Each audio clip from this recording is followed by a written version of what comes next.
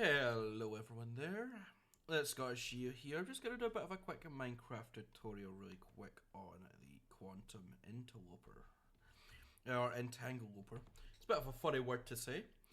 But yeah, nonetheless, we'll cut straight into it. So, here you can see that I've got a large reinforced reactor here. What the reinforced just means is I can make it a bit bigger than your basic. But nonetheless.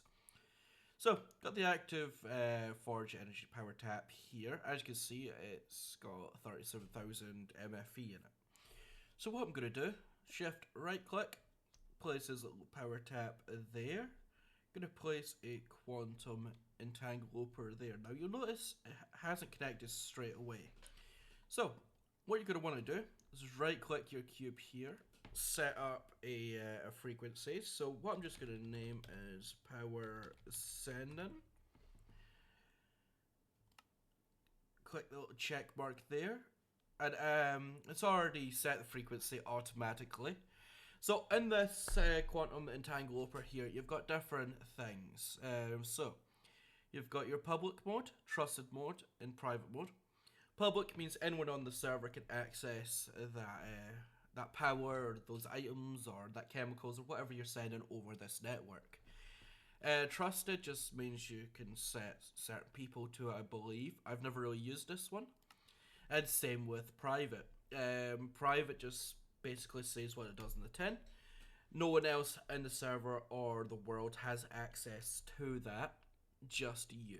Which is fantastic for securing your frequencies. Make sure no one's accessing your netherite blocks that you're sending over the frequency, for example.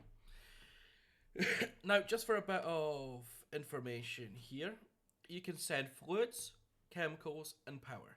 Today, we're going to be working on the power here, so you'll see here in the configuration here, the bottom has no input at all. So we're going to put that to input, and you'll notice down below here that the pipe has connected, or sorry, the universal cable.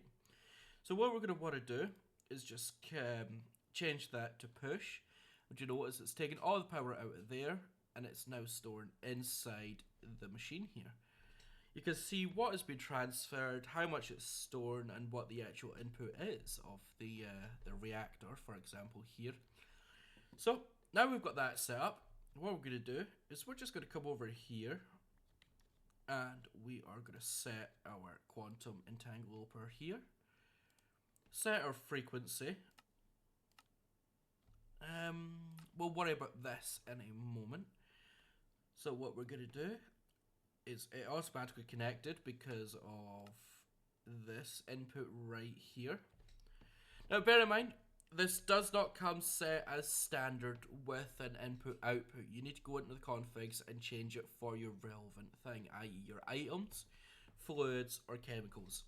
It all depends on how you've set things up previously. Now, I've previously used these quantum entanglopers, so that's why my input and output's a bit different. So, that automatically connected, which is fantastic, because you'll notice, that side, they're all connected, which is interesting. Okay. I've never had that happen before, where all sides just connect. Interesting. So what I'm going to do here is I'm going to get rid of that infusion factory. I'm going to put a empty basic ultimate energy cube here. And you'll notice as well, if I hold shift, stored energy is 0.0 FE out of 12.0 KFE. So what I'm going to do is I'm just going to pop one of these down. Now you'll notice on the little tooltip at the top there is no energy flowing between the quantum entangloper and the energy cube. As you can see, it says empty right there.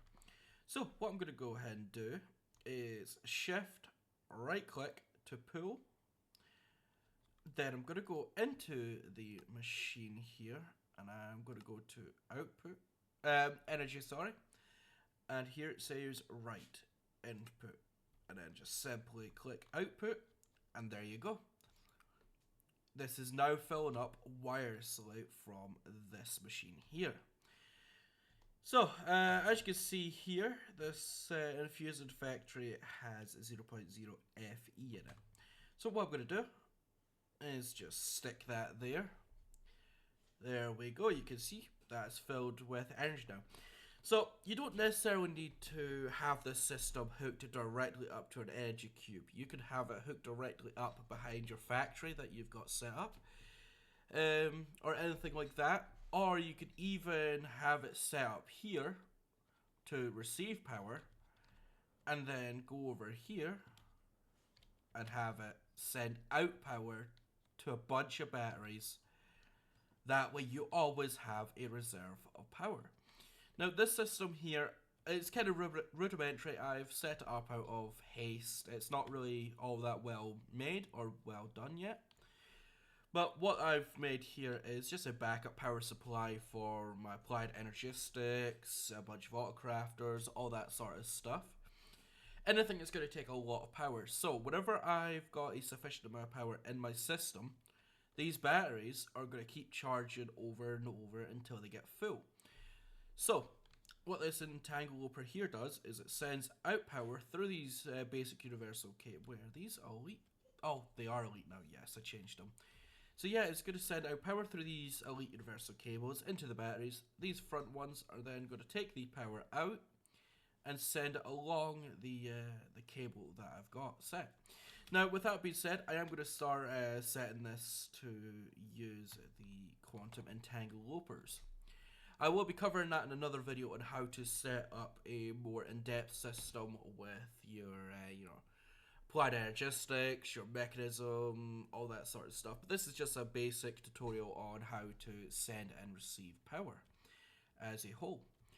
But yeah, that's pretty much the basic right here. So just gonna run through it all really quick for you, just in a breakdown. So power is generated inside the extreme reactor here. It comes out here. Set your elite universal cable to push. Come in here. Set your energy config to input at the bottom or whatever side that you're using. Set your frequency up in here. Come over here. Click your frequency. Set it.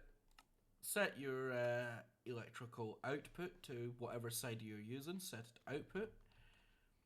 Set your universal cable to push or pull, depending on how your system's set up. And there you go. You have power. It's as simple as that, ladies and gents. The reason why I've made this tutorial is there's a lot of confusion on how to actually pull power out of this, because a lot of people don't realize you need to set this to pull, because if you don't set this to pull, things get confusing, because the system doesn't automatically pull out like it should, as you can see, 0FE. Now if I set this to configure to pull, there we go. There's plenty of power. I mean, that's Scott Shield. I hope you enjoyed this tutorial. Thank you all very much for watching, and I'll see you guys in the next one.